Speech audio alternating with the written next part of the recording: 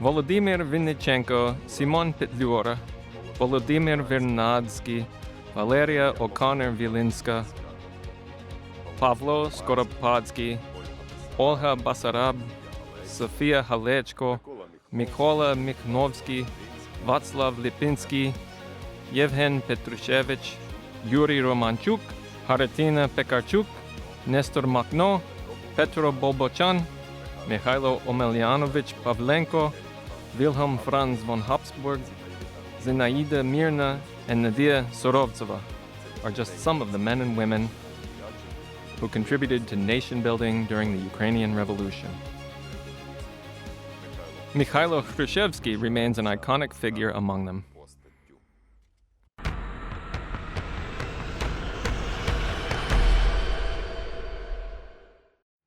Mihайло Грушевський is one of the most recognizable figures, partly due to his portrait on the 50 hryvnia banknote.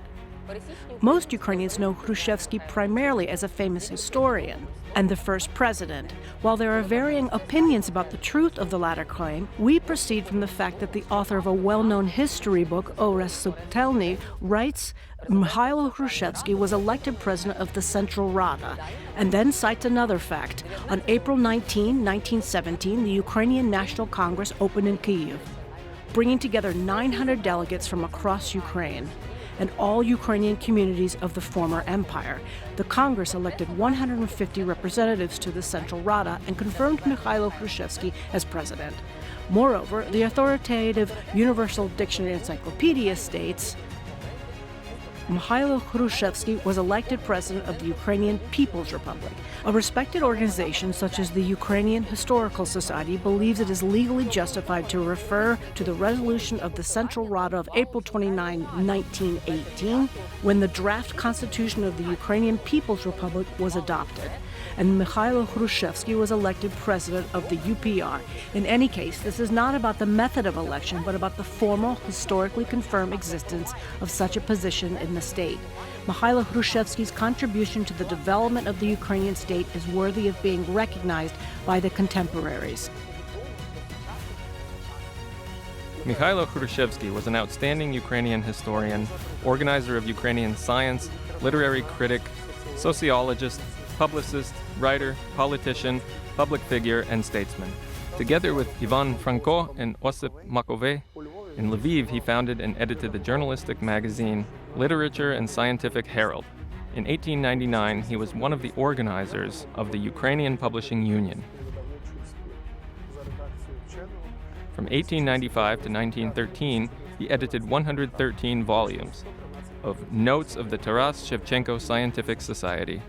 He was also one of the organizers of the Ukrainian National Democratic Party in Halichina. In 1906, he presented a program for establishing Ukrainian departments in all universities of Ukraine, which were under Russian control. In 1904, he initiated the creation of a public organization in Lviv, the Society of Supporters of Ukrainian Literature, Science, and Arts, which contributed to the development of Ukrainian culture and science and supported the creative intelligentsia from all Ukrainian lands. The pinnacle of Mihайло Грушевський's scientific activity was the realization of his student dreams, writing a complete history of Ukraine. The first volume of the Fundamental History of Ukraine Rus was published in Lviv in 1898. As the foundation of a unique scientific work in line with European intellectual tradition, the author laid out the historical framework of the independent development of the Ukrainian people from the earliest times. This effectively refuted the concept accepted by Russian historiography of a single all-Russian cradle nation. His 10-volume History of Ukraine Rus is considered the foundation of the new Ukrainian historical school. The period of the Ukrainian Central Rada, March 1917 to April 1918, marked the peak of Hrushevsky's political, social, and state activities. He became the ideologist of the Ukrainian Revolution. Alongside the Ukrainian Central Rada, he transitioned from advocating for limited national territorial autonomy to forming an independent Ukraine. Under Hrushevsky's leadership, the Central Rada developed the constitution of the UPR, which provided for the rights and freedoms of citizens, parliamentary rule, and the division of power into legislative, executive, and judicial branches. Mykhailo Hrushevsky was a proponent of equality, believing that nobles and peasants, rich and poor, educated and uneducated, men and women, regardless of nationality and faith, everyone should have the same rights. In January 1918, during the storming of Kyiv, the Bolsheviks burned down the Hrushevsky family estate at 9 Pankivsky Street. The operation was commanded by Mikhail Muravyev. An armored train with squads of sailors led by Andrey Polpanov shelled the building with incendiary shells for several hours, destroying many valuable manuscripts, the library, unique collections of embroideries, carpets, porcelain, and jewelry. Fortunately for future generations, some of Mikhailo Grushevsky's manuscripts survived because they were in the apartment of his sister Hanna, who, as an historian, helped her brother edit his works. Muravyev later bragged about this feat. "I ordered artillery to fire on the very tall and beautiful palaces and houses of Kyiv, on the churches and priests. I set fire to Hrushevsky's huge house with shells, and it burned for 3 days like a bright bonfire." Mikhailo Hrushevsky is a tragic figure in our political life. He was among the forerunners of our statehood in Halichina and headed the most democratic institution during our national revolution. However, his fascination with socialist utopias are considered by modern researchers to be one of the factors in the defeat of the Ukrainian Revolution. He himself, broken by life and betrayed by his friends, died prematurely under circumstances for the authorities that suggest his death was not natural.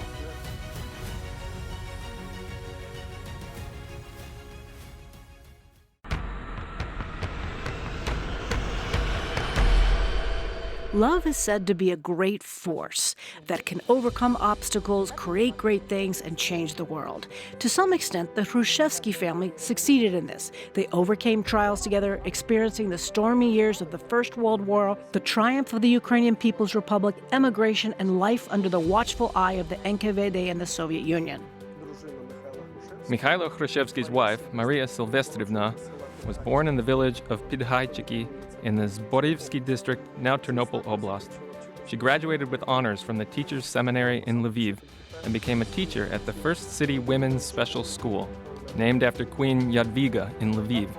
There, she immersed herself in the intellectual and creative life, befriending writer and social activist Natalia Kobrinska, whom she later called the leader of the women's movement in Halichina, and also singer Solomia Krushelnitska. Maria actively engaged in the Ukrainian national, educational, and intellectual life of Lviv, through which she met the future professor. The girl also joins the feminist movement, becoming exactly the kind of friend he was looking for. During her life, Maria Hrushevska was not merely a shadow of her husband, even though she left teaching after the birth of their daughter, Katerina. For Mikhailo, she became a true associate in his professional activities, always aware of his teaching, scientific, and public affairs. Maria Silvestrivna knew several foreign languages, fluently translating from French, English, German, Norwegian, and Russian. She was known as a translator and art critic. More than 40 reviews and bibliographic notes by Maria were published in the Notes of the Shevchenko Scientific Society. In Literature and Scientific Herald, her Ukrainian translations were published, including the works of Goethe, Dado, Zola, Ibsen, Guy de Maupassant, Turgenev, and Chekhov. Maria cooperated with many institutions and organizations. In 1900, at a women's congress in Lviv, on the initiative of Natalia Kobrinska and Maria Hrushevska, the society Ruthenian Care, later Ukrainian Care, was founded. They took care of children by opening Ukrainian kindergartens and providing social care for Ukrainian orphans, offering them material assistance, pedagogical supervision, and national patriotic education. The revolutionary period is the most vivid in Maria Silvestrina's state-building activities. At the All-Ukrainian National Congress, she was elected to the Ukrainian Central Rada from educational public organizations in Kyiv. She belonged to the Ukrainian Labor Party and worked on behalf of the faction in the commission developing the Statute of Autonomy for Ukraine. Maria Hrushevska realized that creating a state required the national awakening of Ukrainian women and men. Therefore, she significantly supported the development of Ukrainian theater during the revolution. She became the treasurer of the Ukrainian National Theater Society and was one of the founders of the Free Theater Society at the Trinity People's House. She was also a member of the theater councils of Young Theater and Ukraine Film. During her emigration, Maria focused on the feminist movement, becoming a member of the Presidium of the Ukrainian National Women's Council, elected at the Congress in Kamenets-Podilsk to work in international women's organizations. After returning from emigration, she withdrew from political and civil activities and devoted herself to her family.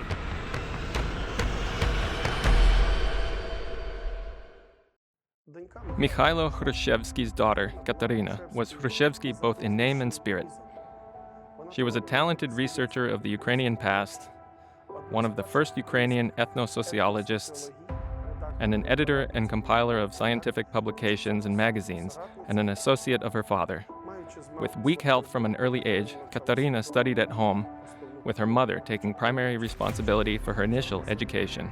In 1914, Katerina was supposed to attend a specialized school, but the outbreak of the First World War altered their plans. The Hrushevskys returned to Kyiv, where Mikhailo Sergeyevich was arrested and deported to Simbirsk, and then to Kazan and Moscow.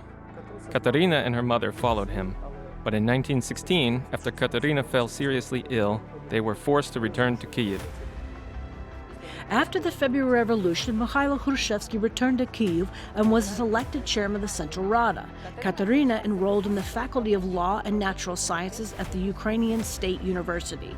Alongside her studies, she engaged in scientific work, signing her first article in 1918 under the pseudonym Professor's Daughter. Following the revolution's defeat, Katerina experienced emigration to Europe and a return to Kyiv, driven by the Bolshevik snare of Ukrainization. During this time, Katerina worked as a research associate at the Cultural Historical Commission and the Historical Songwriting Commission of the All-Ukrainian Academy of Sciences. She headed the cabinet of primitive culture and edited the magazine Primitive Citizenship and Its Remnants in Ukraine, and conducted ethnographic research.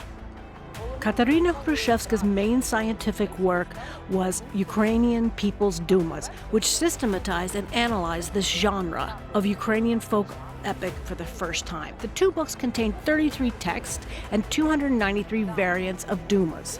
Even now, this corpus remains the most complete and thorough collection of Ukrainian epics. Later, these studies, deemed works of strongly nationalistic character by the NKVD, led to her persecution. The second volume would be almost entirely destroyed. Katerina, despite her age, considered herself a protector of her father. Together, they endured emigration and later returned to the USSR, where she worked in historical institutions her father had established. They moved to Moscow following Mihайло Грушевський's honorable exile. There, Katerina assisted him in scientific studies and archival work. In November 1934, in Kislovodsk, Katerina even gave her blood for a transfusion to save her father.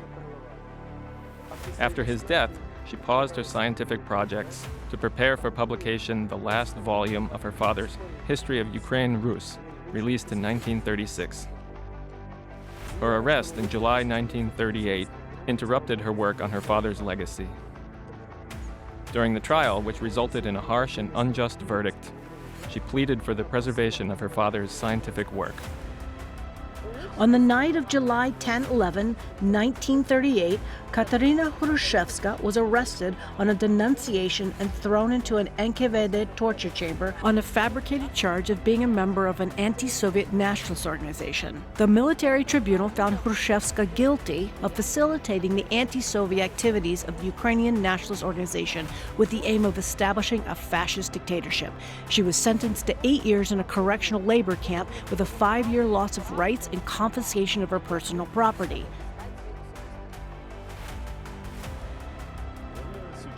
She was a participant in an anti-Soviet nationalist rebel organization that prepared an armed uprising, overthrowing Soviet power and creating an independent bourgeois nationalist state. On assignment from this organization, she was connected with Ukrainian foreign anti-Soviet formations.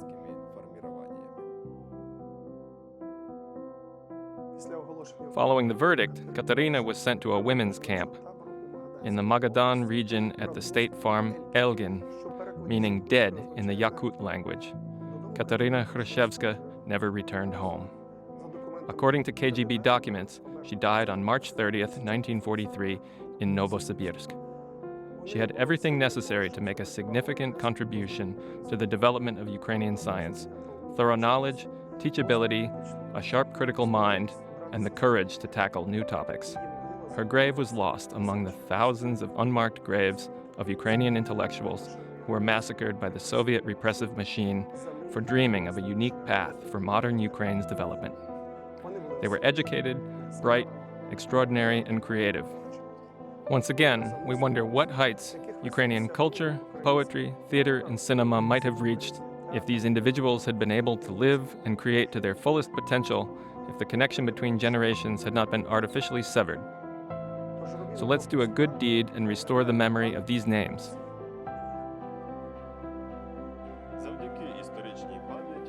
Thanks to historical memory, a person becomes an individual, a people become a nation, a country becomes a state. This stage of Ukrainian life, which we have entered, requires a high moral mood, a Spartan sense of duty, a certain asceticism, and even heroism from Ukrainian citizens. The kingdom of freedom is also obtained by strong coercion over oneself. The Ukrainian people belong to the European circle not only by virtue of historical ties, but also by the composition of the people's character. The generations that Ukraine is waiting for now should be people of real, practical work: specialists, administrators, financiers, economists, experts in military and maritime affairs, technology. Now our slogan is self-reliance and independence. We have to go because the march cannot be stopped. We must sacrifice everything to save the most precious thing at this moment, the independence of our people.